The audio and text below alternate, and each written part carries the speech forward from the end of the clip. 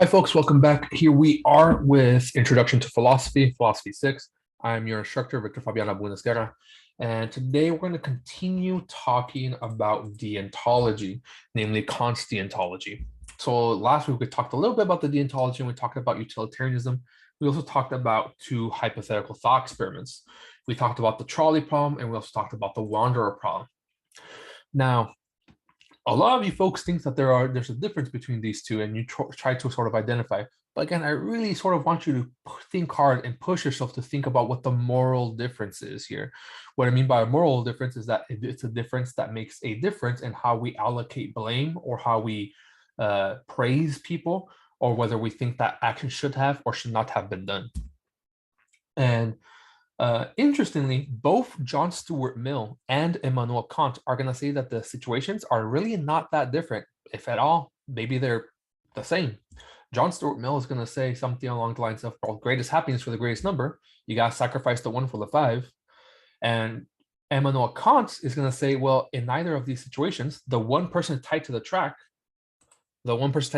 does not consent to being sacrificed, right? They don't say, yeah, go ahead and kill me, man. So, save those five people. I want to die for strangers. No, the one person tied to the track does not say that.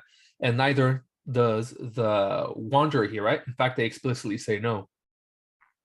The only difference, right, is that the wanderer explicitly says no. But again, neither of them give explicit consent. None of them say yes. And Kant, as we're going to see, is going to say that both of these situations are the same and both of them are actually murder. So let's go ahead and continue with Kant. We got to his first formulation, and we're going to move on to the second formulation after a few slides. But this should all look familiar. Remember, a maxim is a specific action for under certain conditions and for a certain purpose. And in order to see if that maxim can be universalized, it needs to pass two tests. Let's go ahead and look at the first test, which is to be able to conceive of it without contradiction. So let's take an example. Let's take an example of Miguel. He has a loan problem, right? He needs a loan from a loan officer to buy a house, but he knows he can't pay it back. Still, he takes up the loan, lying to the officer that he can pay for it. So let's try and make a maxim out of that. Remember, action, condition, purpose. I will lie to other people, action, whenever I have need for a loan, condition, for the purpose of buying a house. Okay. So let's universalize that. What if everyone always lied to other people when they had a material need to buy a house, when they had a financial need to buy a house? Well, obviously the consequences will be bad, right? For the economy and maybe for the housing industry as well. But remember, in deontology, the consequences don't matter. So I encourage you to sort of think a little deeper. What happens after the bad consequence? Usually rather immediate, or the short-term bad consequences.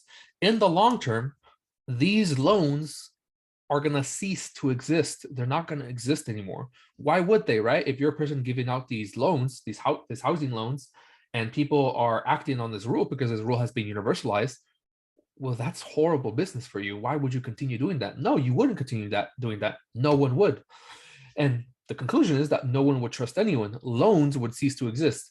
But if loans cease to exist, you can't act on the rule. So here we have a logical contradiction, right? Society cannot operate this way, because we're saying simultaneously at the same time, everyone should act this way. And by everyone acting this way, no one can act this way. I'll say that one more time. Everyone should act this way. And by everyone acting this way, no one can act this way.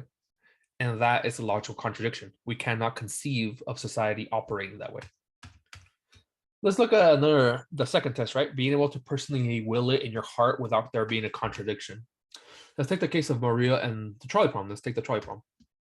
So let's suppose Maria says, I will sacrifice one person action whenever I'm confronted by the trolley problem condition for the purpose of saving five.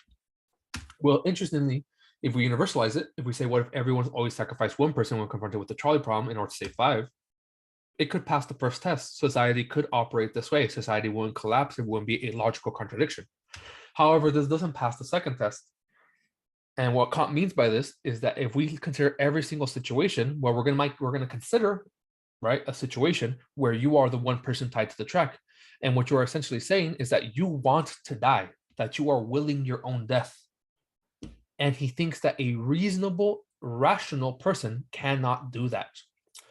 Now, to begin with, if you are thinking about, sacrificing yourself or ending it, definitely reach out to me, or definitely reach out to mental health resources at your college. But further than that, from a purely logical and argumentative standpoint, you might disagree with Kant, right? That a reasonable person cannot sacrifice themselves. But Kant does stick to his guns here, right? He does say that if you're rational, you can't do this. You cannot will and want your own death. Here's the second formulation, right, of the categorical imperative. So what do Miguel's lone problem or his child problem and the wanderer problem, what do they all have in common? Well, you're using other people like the wanderer, the one person tied to the track, and the loan officer for some other purpose that does not coincide with their own personal ends. So the wanderer, they explicitly tell you if you ask them that I don't want to die. I don't want to have my organs harvested. The loan officer probably doesn't wake up in the morning and say, boy, I hope somebody lies to me and tells me they can pay back the money I give them, so that makes me get fired. No, right? They're not going to say that. A reasonable person wouldn't think that. And the one person tied to the track, again, they're probably, on average, not going to say, boy, I hope I wake up one day and I'm tied to a track and I get killed by this stranger in order to save 5 other strangers. No, they most likely don't say that. In each of those situations, you can choose to use somebody for something that they do not want, that they do not give consent to, that they do not have freedom to choose for. This leads Kant to a second formulation of the categorical imperative. Act in such a way that you treat people, humanity, whether in your own person, yourself, or in the person of another, always at the same time as an end and never simply as a means. What does that mean? It means that humans are not objects. So for instance, I have a pen right here. I can use this pen to write on paper, on the walls if I want to. I could just destroy this pen, right? This pen doesn't have any dreams or goals and doesn't have any aspirations. It doesn't dream of becoming a bigger pen, right? It doesn't dream of becoming, I don't know, a marker, right? One day, right? That's different from a human.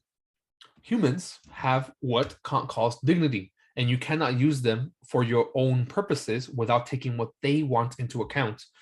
And you have to respect their dignity and what they want. In other words, if they don't consent to being killed and sacrificed or being lied to, then you can't do that to them. To do that to them is to treat them like an object, to objectify them.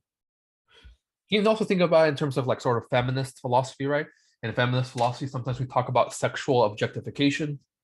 So if you sexually objectify someone, either a woman or a man or anyone, right? What you were saying here is that you're treating them as a means for your personal sexual gratification, which is bad, right?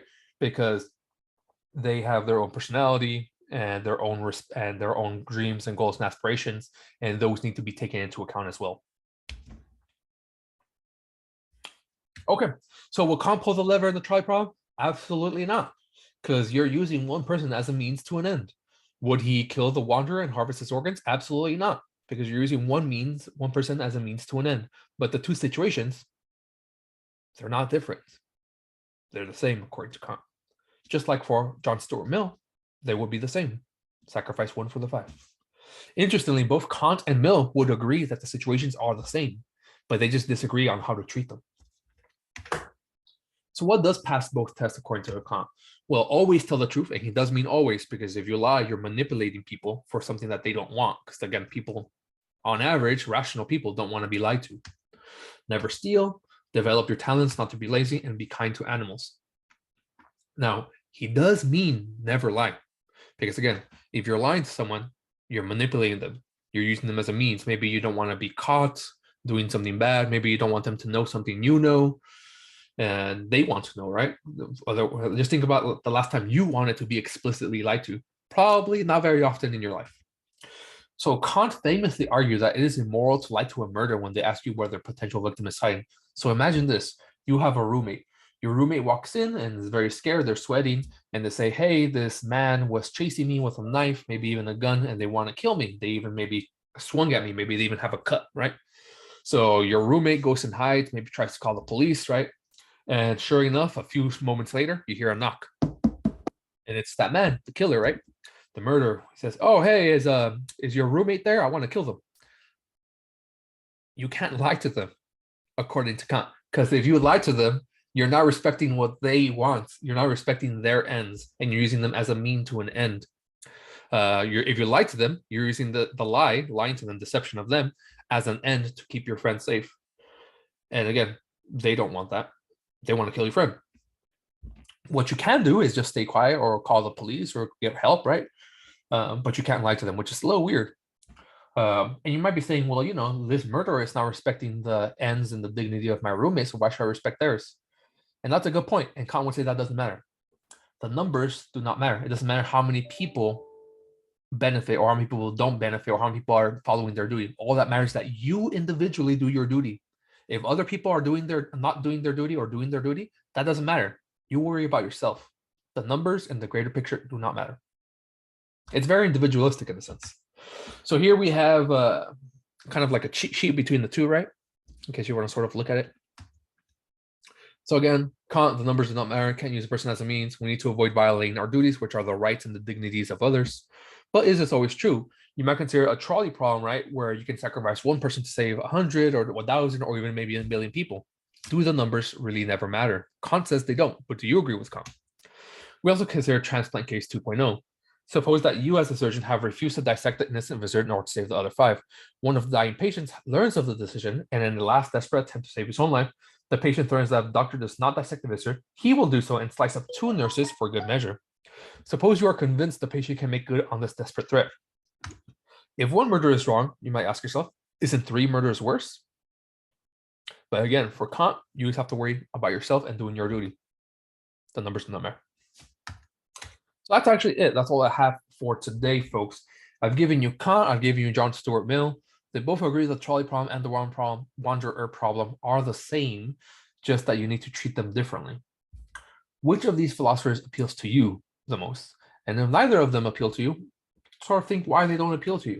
Maybe you can come up with a better solution or a better philosophy yourself, in which case I would love to hear about it. But that's it for today, folks. We're going to go ahead and talk a little bit more about ethical theories on Wednesday. Okay. See you next time. Bye-bye.